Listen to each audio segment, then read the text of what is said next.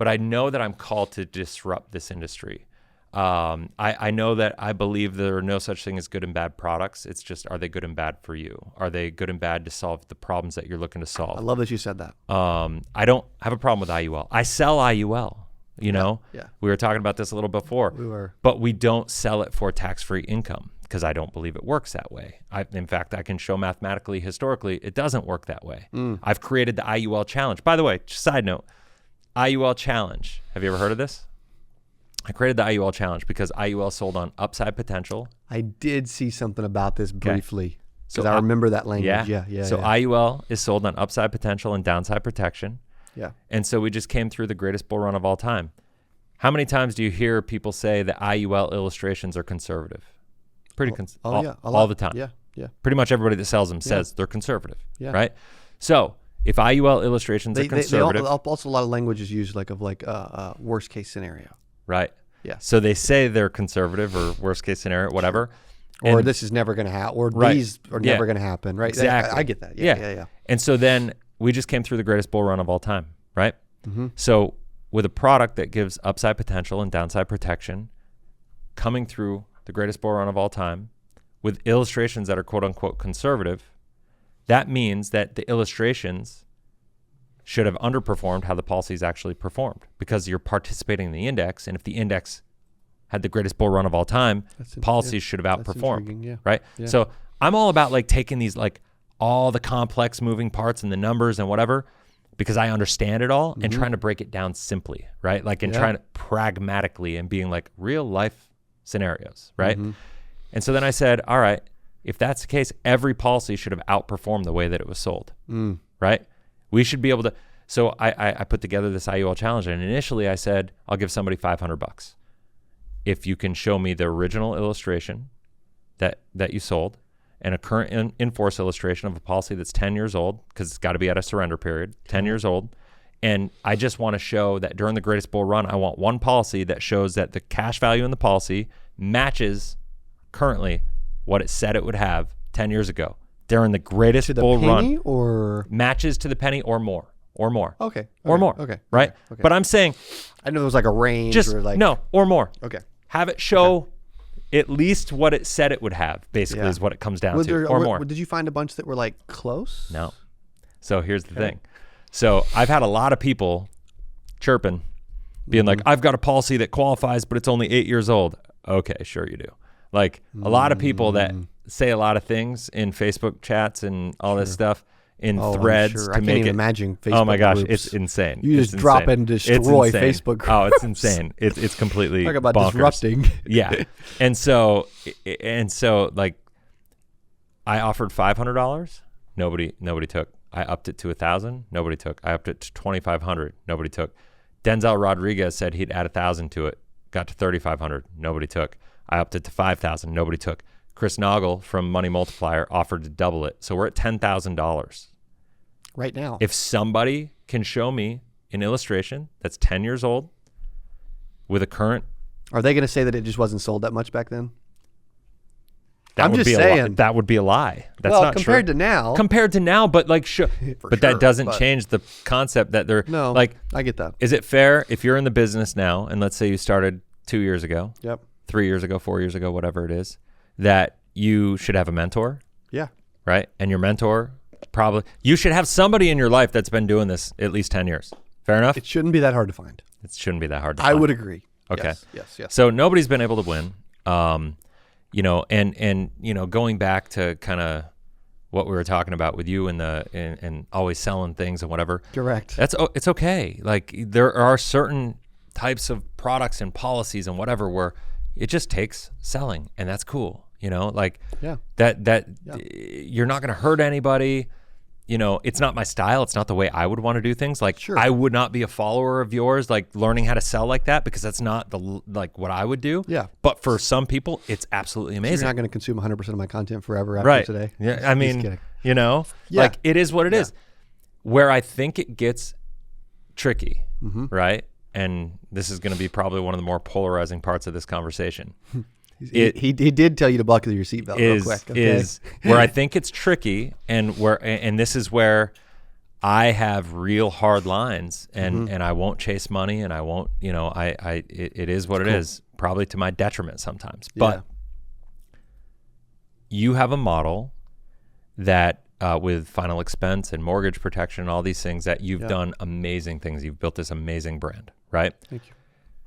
When you shift into doing things with IUL, the challenge is you bring people from that space into the IUL space, into the cash value life insurance space, the life insurance as an asset to help us reach our financial goals space, right?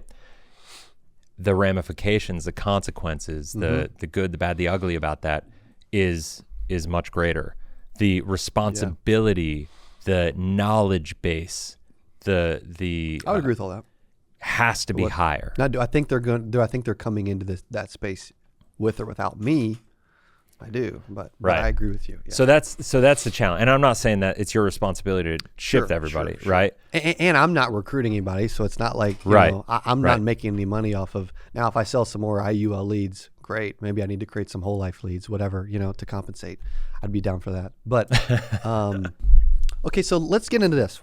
And we have been going literally I told you it would be more than an hour. I told you this is just. Oh my gosh, dude, that's amazing. 2 episodes. Yeah, we got whatever. I love it. Why whole life for income over IUL? With let's get a little bit more. I'm not saying we got to get crazy deep, but a little bit more specific. All right. So philosophically, okay, I'm a big believer we need to align our money with our values and beliefs. Okay. I'm going to ask you some high level stuff, and I'll kind of rhetorical. I'll answer it, but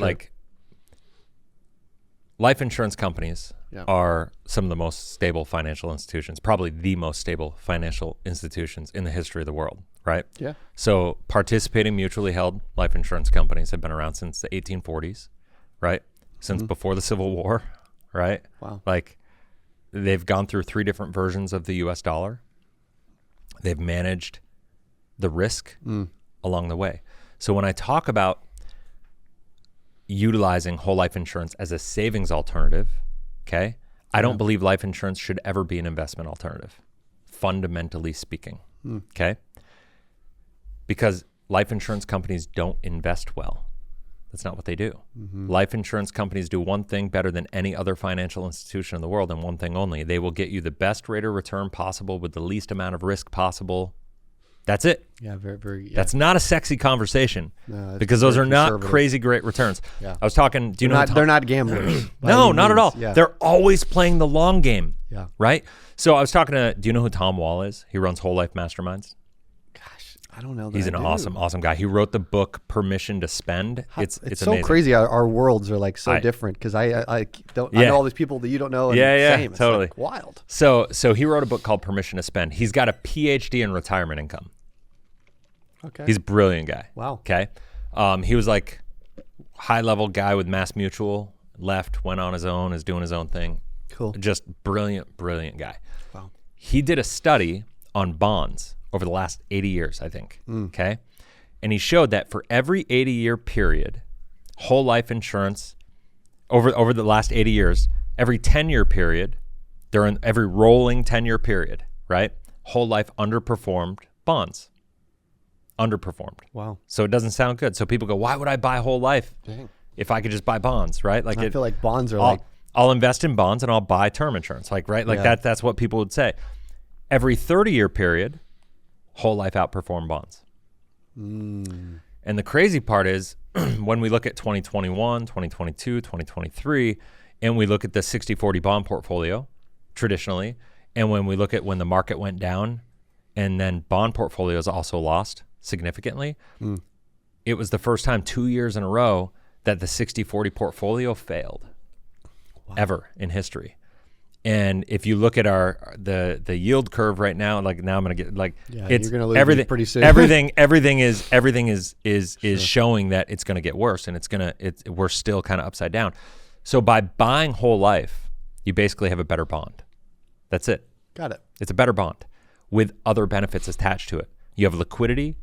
I wrote a book called Cash Flow Hacking. Yep. We utilize leveraging whole life insurance to buy real estate. My fundamental belief is you should never put you should never risk money inside of a whole life policy. So when you put your money into a whole life policy, the guarantees, I'm a big believer of looking at what's the upside, what's the downside. Can I live with the downside? When you look at the guarantees, that's the downside. I use an analogy all the time. Like you're a business owner, right? Mm-hmm. So let's use this scenario. You have an opportunity to invest, and you got two businesses you can invest in. Okay. So I'm gonna kind of role play both people. Okay. Yeah. So out of one guy, I'm gonna come up to you and I'm gonna say, hey, listen, Cody, I got a really good business idea for you. I want you to look at this projection. I want you to look at the prospectus of this business. Okay. Mm-hmm. And you look at it and you're like, oh, this is really good. And in the contract, it says, all right, Cody, you invest in this business. As soon as you put your money in this business, you no longer have any control. You're a silent partner. You're giving me full control. You get whatever returns I deem possible. Yeah. And then obviously you're going to know me real well. You're going to interview me, right? And you're going to be like, well, how long have you been doing this, Chris? Right? Yeah. And I'll be like, you know what? I've been doing this for about 20 years, right? Cool. Which sounds good. Sounds good. But in the world, that we're talking, it's not. Yeah. Right? Yeah. It sounds good. So I've been doing it 20 years and you go, well, what are your results? Well, my results haven't been great to this point, but I think I figured it out at this point in time moving forward. It's going to be better from here forward. And look at these projections. It's really good. Right? You're setting this up really well. Right? Yes. And you go, okay. And well, when am I going to get my money back? Like, what are the guarantees? Yeah. Well, there are no guarantees for you, but like, look at how big and attractive these numbers are. Look at what the upside could potentially be. Right. Yeah. And a savvy business person like you is going to be like, well, what's the downside risk? Yeah. Right. Yeah. And I'll be like, oh, don't look at those. Like that'll never happen. Don't worry about that. And now you sound like the average insurance agent. A sophisticated person is going to run the other direction. Sure. Conversely, you have another business that you have an opportunity to invest in, and you go to that and you look at it and you go, well, the numbers don't look quite so big. Like the growth isn't quite so big. Maybe right? That's why banks tend to like more conservative. Yeah. Projections. But then when we start getting into the interview process of it and you say, hey, Chris, what is the arrangement of this contract like from a business perspective? And I say, listen, Cody, we've been doing this for 180 years. We've weathered every market, every storm, every economy, 3 different versions of the dollar. Like we know how to build businesses. And what I can promise you is that come hell or high water, our first obligation is to make you whole. That's it. You have a preferred position in this. That's it. And while the upside may not be as high, there's still upside, right? It's just the philosophy and the principle, and that's whole life compared to the previous one is IUL, right? And when we talk about values and beliefs, it comes down to control. People don't realize this. The power of putting money in with a life insurance company. I don't know if you know how this works or not, but like the power of putting money, when I put my money in a whole life policy, I'm basically putting it to them and I'm saying, you manage that risk for me. I want to take my safe money rather than, at least this is how I sell it philosophically. Sure. Okay. Rather than taking my money and putting it in a bank, I'm going to give it to the life insurance company because they're more stable than a bank. They're going to get better returns than a bank, right? I'm going to get additional benefits and living benefits and, all these things that I wouldn't get with a bank, right? So it's a better bank, right? It's a better bank. It's a better bond. So where infinite banking came from? It's where it came from. Yep. And when I look at it from that perspective, and I look at the fact that I'm going to get better long-term returns than a bond, I'm going to have liquidity like a money market account, I'm going to have tax advantages like a muni bond, and I'm going to get bond-like long-term returns, that becomes powerful, right? Yeah. But it's not an investment. I'm not taking risk. That's all guaranteed. You know what I mean? Mm-hmm.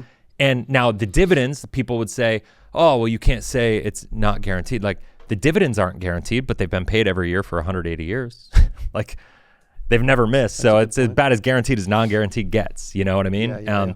Whereas with what happens is, so when I put money in a whole life policy, I'm basically giving it to the general fund manager of the insurance company saying, please just manage my safe money risk of my portfolio. Mm-hmm. And when I want to leverage that money to go take actual risk, I'm going to do it. Right? Okay. Take a policy loan to build a business like this. Take a policy loan to buy a real estate investment. Yeah. Doing what we did in the Dominican, right? Like that kind of stuff. Correct. You know what I mean? I'm going to take risk in things I can control. right? I never want to take things in. That's just a fundamental belief of mine. I'm never going to take risk in things that I don't have control in. People think I'm a psychopath because well, that's Warren Buffettish too. You know what I mean? Totally. Yeah. Totally. But like when you put your money in an IUL, you're stripping the life insurance company of their ability. Like that's the crazy part. Because you're rather than like letting them managing it, you're basically saying, hey, the money that you would normally pay me a dividend with, I want you to take that and buy options and speculate with it to the S&P. And I got news for you. If the life insurance could go get you a 6.5% return conservatively, I promise you in a world where they're struggling to make 4.5%, they'd be doing that for themselves. That's more than 50% better. That's about 50% better than what their returns are in the general fund. If they could do that for you predictably and consistently and it was reliable, they'd be doing it themselves, but it's not. And history has proven it. I mean, that's the reality. History has proven it. If you look back and people say to me, it's not fair. You can't do an IUL challenge without a whole life challenge. Whole life should not and should never, and I would never sell it as an investment alternative with upside potential, right? It's a savings alternative. The performance of whole life is going to follow the fixed market, period. Long term, it's going to outperform bonds. But as interest rates go down, so too will dividend rates. So too will the performance of the whole life policy. And if we hit this world where interest rates go up, it'll perform better.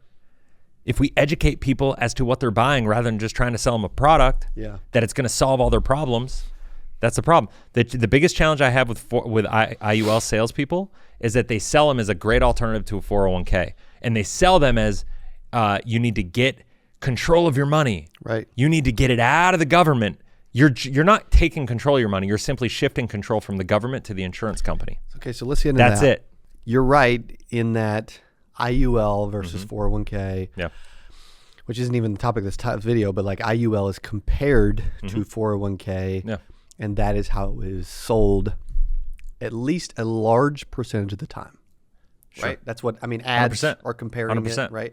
I personally stay away from like the IUL versus 401k ads. Sure. But that's the norm for lead generation. Thank you. Sure. That's the norm for lead generation. Well, you know what? I used to, and then I kept getting some feedback on like, dude, you shouldn't be doing that. And then I started researching. I'm like, you know what? Okay, let's just talk about like the benefits of life insurance. Not only that, man, is like people that are doing that, they don't realize how exposed they are, like compliantly. Yeah. Like if you're securities licensed and you sell IUL, that's one thing. Yeah. Then you can do whatever kind of like not whatever you want, but you have a compliance department looking over your registered ads and all that stuff. Correct. But if you're just a life insurance agent and you're pitching that, and then you're giving people's advice about a 401k, you are opening yourself up to so many lawsuits. Like it is insane. Like, but that is the norm in this business right now. Yeah, it is. You know, and what's interesting is, I said I'd just done these debates with IUL agents. Yeah. One of the guys, like his whole pitch was like,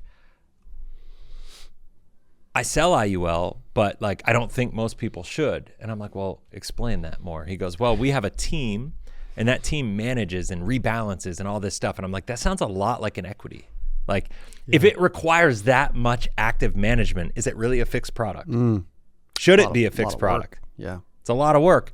And realistically speaking, the guy's 44 years old. He's selling it to a bunch of 25, 35-year-olds. When he's retired, or if he dies or something, because life happens, and his clients' products aren't able to get actively rebalanced, right, what happens to them at that point in time? You know? And so like there's all these things that come into it. But philosophically speaking, when I was preparing for my talk last week, one of the things that hit me, and it hit me like a 2x4 in the face, was like, when did it become okay to speculate with life insurance? Where I come from, life insurance is supposed to be a foundational core asset in our life for emergency, for opportunity, for the death benefit, for legacy planning, all these things. True. When did it become okay to speculate on with life insurance? And with IUL, that's all you're doing is you're speculating. And people like to sell like you can't lose. You can lose all the time. People used to sell UL you couldn't lose. I saw a lot of those illustrations plummet back in the day. That was when I first started insurance. And Yeah, I got my license the end of 2010. Right. And so you saw the part-time intern 2011. Yeah. Yeah. And then 2012, I really started seeing those illustrations that were bought in the 90s as a universal life. Yeah. I guess that's where the GUL came from, because they're like, okay, these we need to put the word guaranteed on it because these are just not doing well. Yeah. Right. Because they once again, it's just a different use case, right? Yeah. The GUL, the ULs were sold for income. That's what they were sold for, right? And they failed. Do you think, I hate to even say this, but do you think that we're headed down that road again without even realizing it? Here's my thoughts are, the problem with IUL is that people are not even going to realize they have a problem until it's too late. And that's why I try to make as much noise as I do about it. How do they find out if they have a problem? When they get a bill in the mail saying that their policy is going to lapse if they don't make a payment. And they're going to be like, well, I was told I got tax-free income. That sounds too late. That is way too late. That's what I'm saying. Yeah. Like, well, how do they check on it every year to see if it's? Well, you can get a policy statement. The challenge is, like, what's really challenging is